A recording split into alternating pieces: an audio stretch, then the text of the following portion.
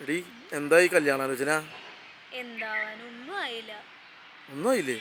കുറെ നാളായില്ലേ തുടങ്ങിയിട്ട് ഇത് ചായ കുടിക്കല്. ആ ചായ കുടിക്കല് മാത്രമേ ഉള്ളൂ. ഈ പറഞ്ഞ പോലെ കാര്യത്തോട് എടുക്കുമ്പോ സ്ത്രീധനം. ആഴ്ചയിൽ എത്ര പേര് കാണാനുണ്ട്? ആ ഏ ഒരു കണക്കൊന്നുമില്ല ഇപ്പൊ. ആണോ? എല്ലാ പ്രാവശ്യം മിക്സർ തന്നെയാണോ കൊടുക്കുന്നത്? ലഡു, ജിലേബി എൻ്റെ അച്ഛന് മതിയായി കാണും. അച്ഛന് മതിയായ?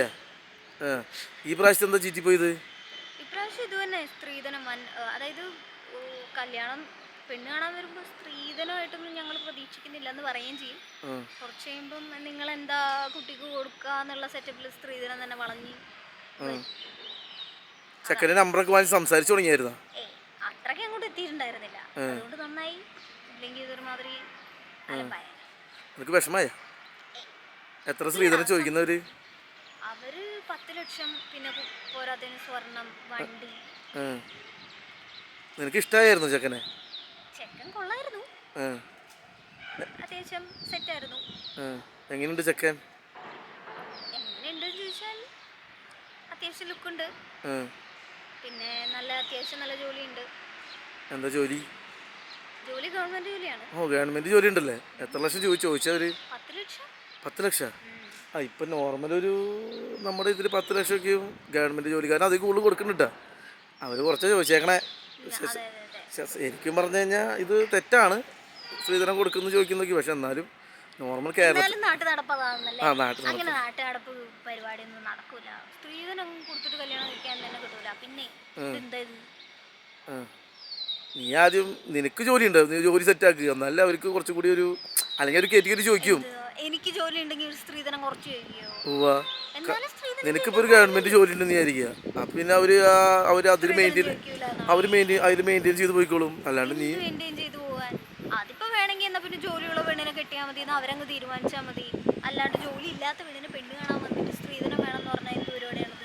അങ്ങനെ നിനക്ക് തുടക്കം തന്നെ മറ്റേ ബ്രോക്കറുടെ അടുത്തോ അല്ലെങ്കിൽ മറ്റേ ഇതിലിടുമ്പോൾ അതിലൊരു തുടക്കം തന്നെ പറഞ്ഞുകൂടെ, ഞങ്ങൾ സ്ത്രീധനം കൊടുക്കുന്നതല്ല എന്ന് പറഞ്ഞിട്ടുണ്ട്. ഇനി മേല ഇമാതിരി ആൾക്കാരെയും കൂട്ടി ഇങ്ങോട്ട് വരരുതെന്ന് പറഞ്ഞിട്ടുണ്ട്. അപ്പൊ വീട്ടുകാരാണോ സ്ത്രീധനം കൊടുക്കാം എന്ന് പറഞ്ഞ് തീരുമാനം ഉണ്ടാക്കുന്നത്? അല്ലെന്ന്, വീട്ടുകാര് സ്ത്രീധനം കൊടുക്കാന്നൊന്നും പറയുന്നില്ല.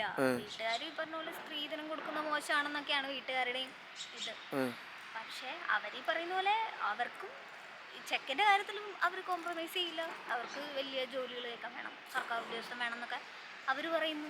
അപ്പൊ നീ പറയണ്ടേ എനിക്കൊരു ജോലിയില്ല, ഞാൻ വെറുതെ തേരാപാര നടക്കാണ്, +2 പാസ്സായിട്ടിട്ട് IELTS ചെയ്തിട്ട് കിട്ടണമില്ല, അങ്ങനെ ഇത് പറഞ്ഞൂടെ?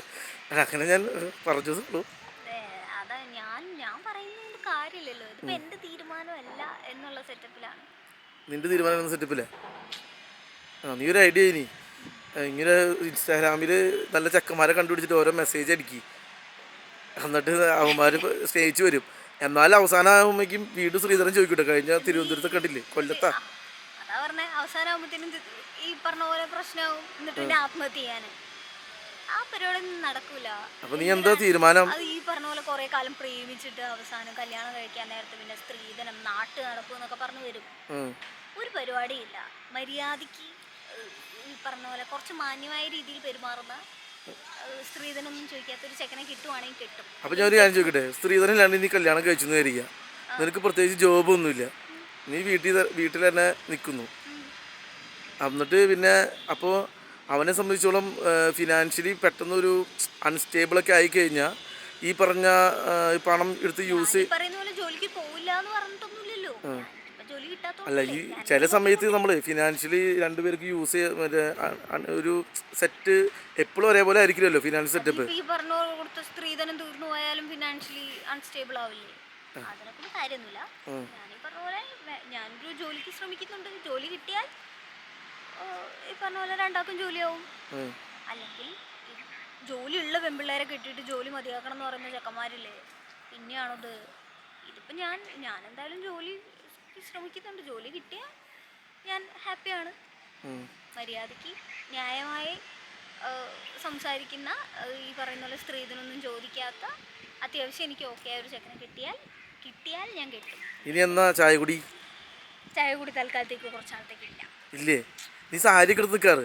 പിന്നെ സാരി കൊടുത്ത് എന്നിട്ട് എല്ലാ ദിവസവും ഞാൻ സാരി കൊടുത്ത് സാരിയൊക്കെ ചെന്ന് മറ്റേ ചായ കൊടുത്തിട്ട് ഇങ്ങനെ ചെരിഞ്ഞൊക്കെ നിൽക്കുന്ന പരിപാടിയൊക്കെ ഇല്ല? അതൊക്കെ പണ്ടായിരുന്നല്ലേ, ഇപ്പൊ ഒന്നുമില്ലല്ലേ? എടോ തന്നെ ഞാനുണ്ടല്ലോ. അപ്പം ശരി.